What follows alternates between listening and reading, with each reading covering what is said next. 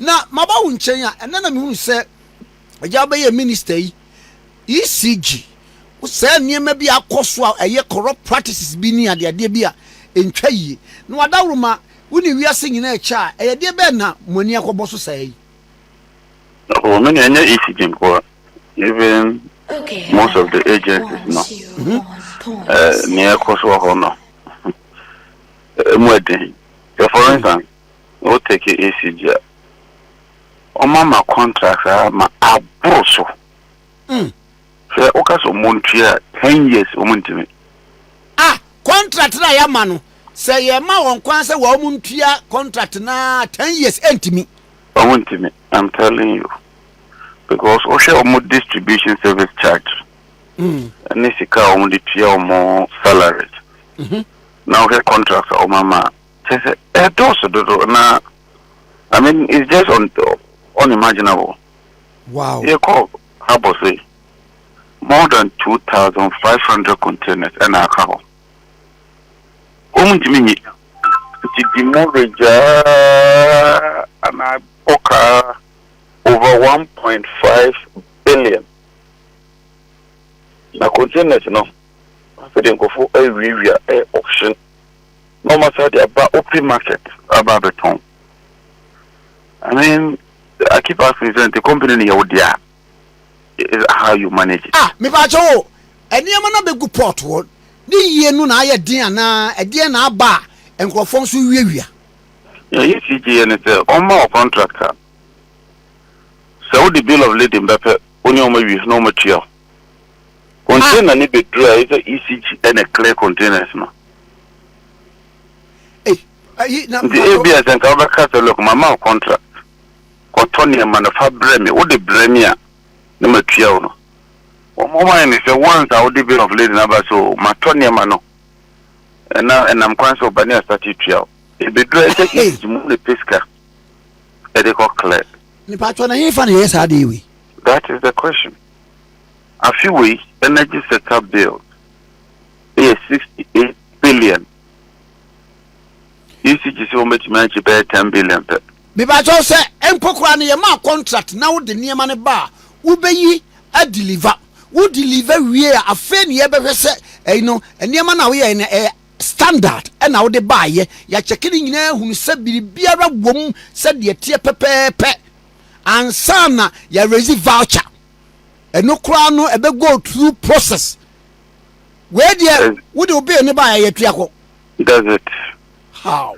Now ECG kaswa ebia bosumi twem no mo je 1.5 billion 500 million there emma unhu babia koye emma cash water for mechanism banks net up 40 wait basa inti generators ni ndimenti ya omo mene wo kase car power omsi be na watching me no yo ma they will shut down the plant 370 megawatts shapia dumso yebenya no ebedi Nigerian minister for petroleum abagana last 2 weeks abe caution say ntia mo Nigerian gas na ombe cut gas supplies no omo supply bill hello say more than a year ni $1 crore omunya for gas almost supplied.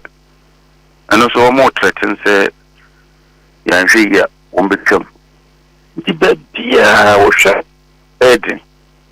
So ECG collections in any amano official instructions.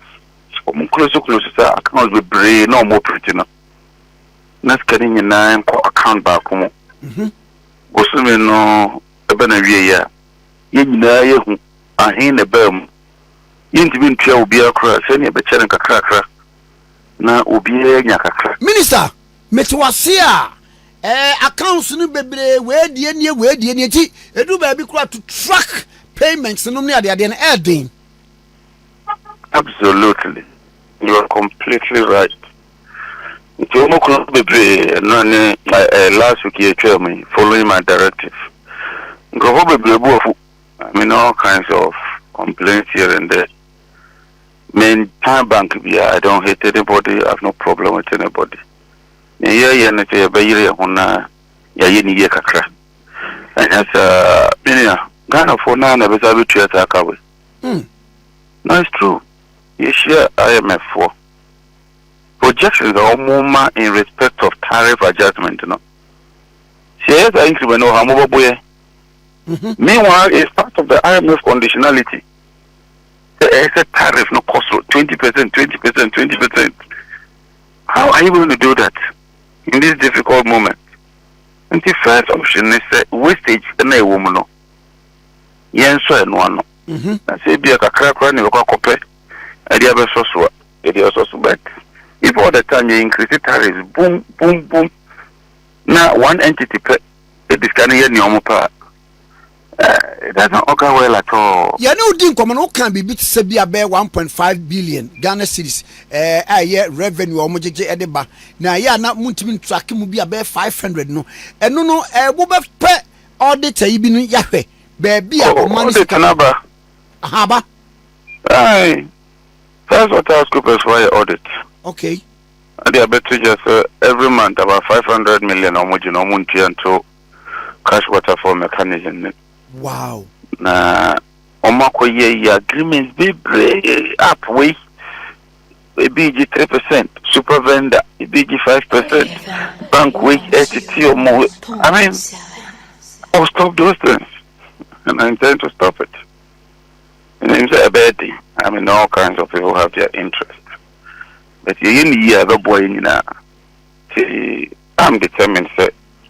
Even at the petroleum downstream, all those levies and your margins, but the back of Parliament. Parliament should approve it. Anytime you want to adjust it, go to Parliament. Let's bring a bit of transparency and clarity in the system. Say, yes, say, there's a revenue shortfall. Now, the moment people would understand.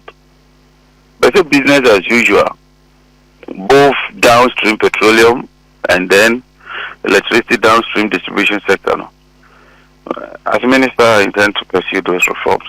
And now, yeah. Minister, me shadi bi agencies bin mo ho a yetete yen taxes no reb no wo so no bi di ko ho ya na me hu bibi se monitoring na nkasa de omudi scan ye no ese ye ni akire the MPA Petroleum Commission Energy Commission ni ade minim se wa hwe nsa.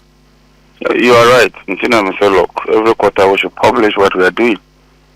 At least go to Parliament and defend it before Parliament. Because Parliament, will be very soon it should be published. I mean, there's no secret about Ejuma here, Ghana for Sika. And almost a year, I'm sure money was a mom. The people of Ghana deserve to know near this Canadian. It's as simple as that. And yes, it will be time, will be a no, be no, be. Let's do the right thing and turn this sector around, Kakra. Because, master, yeah, sector need to go. And the beer sector is collapsing. Would be all kind of credit or share Ghana's energy sector. The sector is collapsing. It's on the verge of collapse. I mean, how can you pay 58 billion as subsidy from the fiscal? Subsidy from the fiscal, no, and 58 billion. Yes, that's what they write. Energy sector subsidy and payment. IMF insists that we should provision for it in the budget. This year it's about 50 billion. And it's all because of wastage, any unnecessary and you know, we have to catch it back.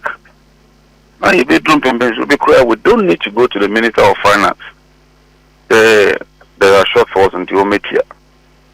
But there's no option than to reform. Well, option be obeyed.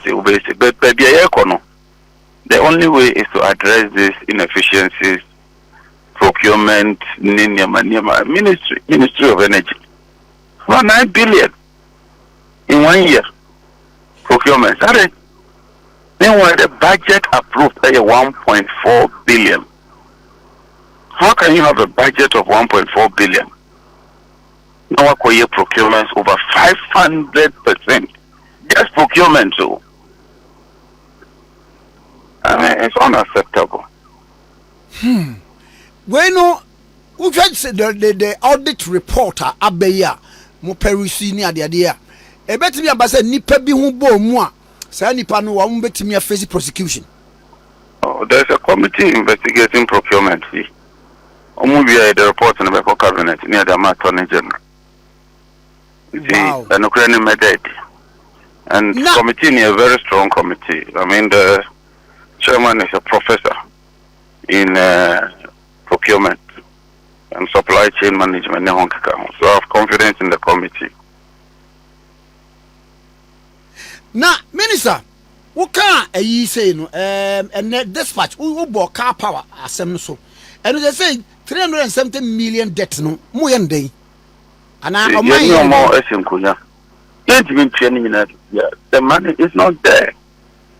JB West Resomi and Chekaka. Nanya payment schedule. And no one go 10 power, sir. AXA, sir.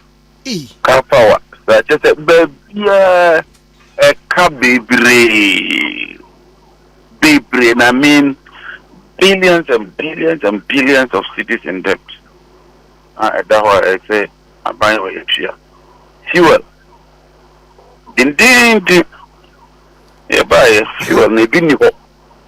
So being able to buy. But so almost say no, my procure be crowd or until the mobile car, no, the almost discounted start story number can say be new. And you're not correct. So if you are, you got to for another good interview. Okay. So for a very good thanks. Aye. The better than water to fall a very good thanks. And that's why we are producing just enough. You need even 1% reserve margin. You will have to cut all your exports. Even Valco, we've cut it back. Because pipeline, no West African gas pipeline, you shut it. Our more maintenance. By end of this month, Jamia don't know first week in March will convert back to gas.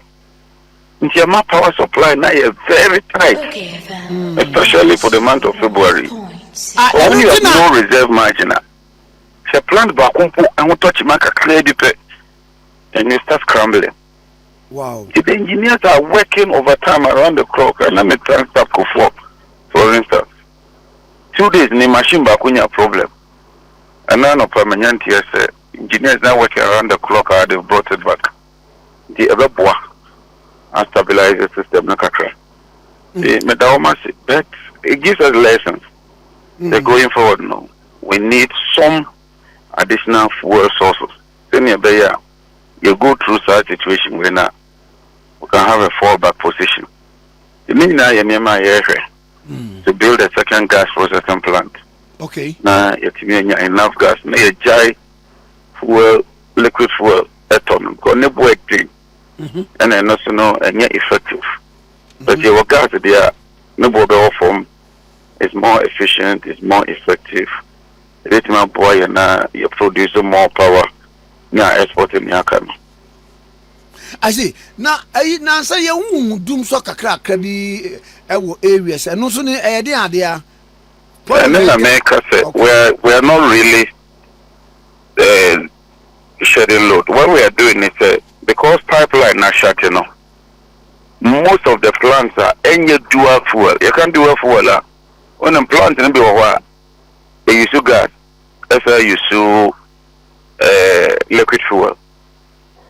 Now, sir, pipe here shutting. In case you're shutting October last year, and I buying decided there be almost shutting, almost train after election.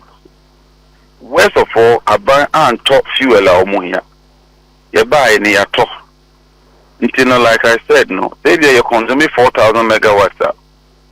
They say we are producing just about 4,000 megawatts. Normally, when you have reserve margin of 18%, then you buy a plant to be a touchima, no, I switch it to another plant.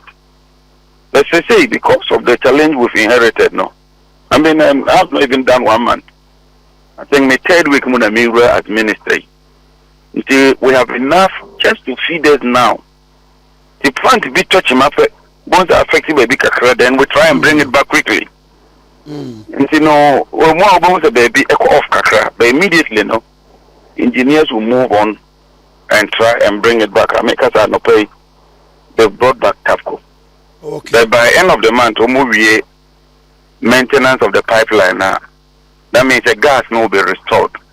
If you do make see who you know, gas you will bring all of them on board. Okay. It's a plant by Kumpo Duma and any problem, you can easily switch to another plant. Now I'm out power no, I am more and I export it. They say we are not even exporting at all, but before then we were exporting. The problem, all you do is reduce export no. Na what they are abua. The Ghana force should bear with us. We have enough just to feed the system, and engineers are working around the clock on a daily basis. I'm in touch with them. Now you're making sure say in Kenya no ebejina. Now once in a while that's about kunya problem near emergency kakra immediately they move on to restore it na abuama and Kenya nejina. Okay. Now other areas bear the mark say near cost of fraud activities in Nadia dear. See ye see if you are. Oh baby, Oko Buidam say almost inside PPs, but I mean what's sign PP unko POS and got your approval.